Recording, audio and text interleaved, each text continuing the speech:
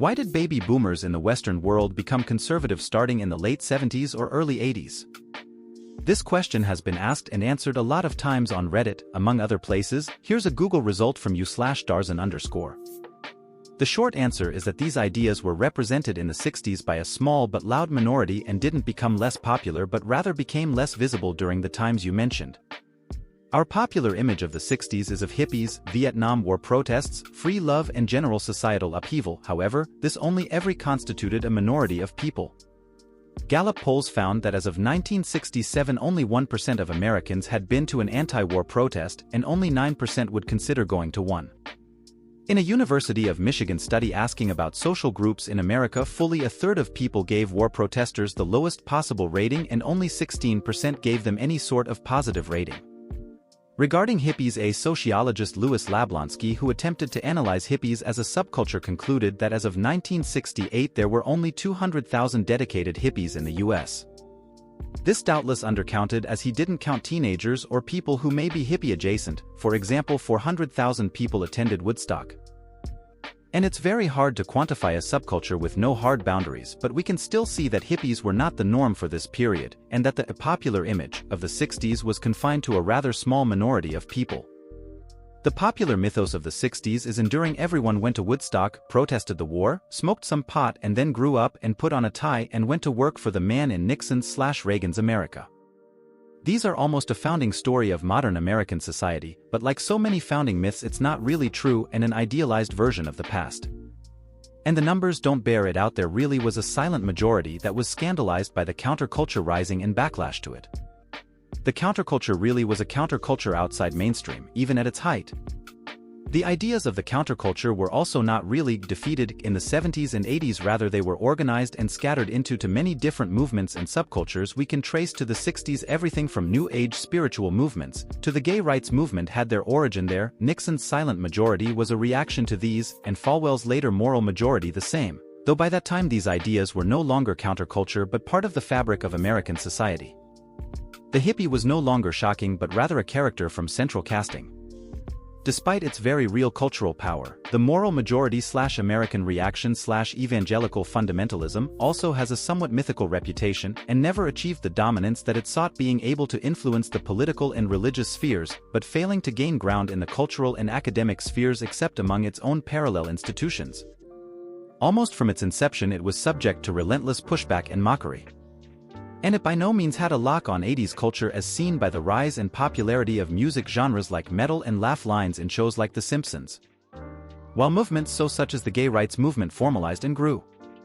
While the pop narrative is a fun one, we can see that counterculture/progressive ideas were not mainstream in the 60s, and the religious right/traditional America was having trouble even at its height. These ideas have less ebbed and flowed than gradually shifted in one direction. John Mueller, War, Presidents and Public Opinion, New York, Wiley, 1973, chs. 26.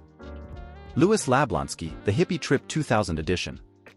Gallup polling. Great points all around. Folks forget how unpopular the civil rights and women's liberation movements were at the time. One August 1966 poll, for example, found that 63% of Americans had an unfavorable view of Martin Luther King Jr., and a clear plurality, 44%, had a highly unfavorable view of him. Popular consensus towards progressive views on race and gender have largely represented an upward curve over the past 60 years, and to the extent that there has been a peak, it actually reached its most progressive point, by some metrics, in the conservative 1980s. Public schools, for example, recorded record low levels of segregation in 1988. They've subsequently returned, in the aggregate, to pre-1968 levels. My uncle is a boomer, and he once said that the only reason he and all his friends were anti-war was fear of being drafted rather than any ideological impetus. In addition to that, I would also add this: I don't know about every country, but in the US, Reagan did an amazing job of selling conservatism.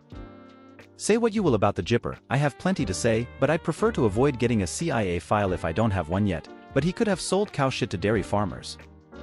He took conservatism and slapped a great big, gosh shucks, the smiley face on it, and you felt great about embracing some of the worst bullshit imaginable. He and Nancy were both actors, and they knew how to play the part they needed to play. Trump may want people to think he's CEO of America, but Ronnie was probably the closest thing we had to what a CEO was in the 80s. He liked it so much, he bought the company. He could be a complete asshole, but he also knew how to tell a joke while he was doing it. Reagan sold it to you like a movie star. Trump sells it to you like a reality show contestant. Reagan knew hating communism/Russia was one of the best packages you could sell to the generation who grew up learning how to hide under their desks so they wouldn't get melted by a nuke. They already had a reason to hate Russia, and they were so fucking stupid they thought a desk was going to save them from a nuclear explosion. We didn't really talk a whole lot about Hiroshima/Nagasaki aside from we did it with a dash of implied fuck yeah, so I guess they just assumed the people who died didn't know to get under their desks. Reagan was Trump before Trump was Trump, but he knew how to make you like him. He had different buzzwords, crack babies, welfare queens, but he took a big package of bullshit and he sold the living bejesus out of it so you thought you were getting a box of gold coins and truffles.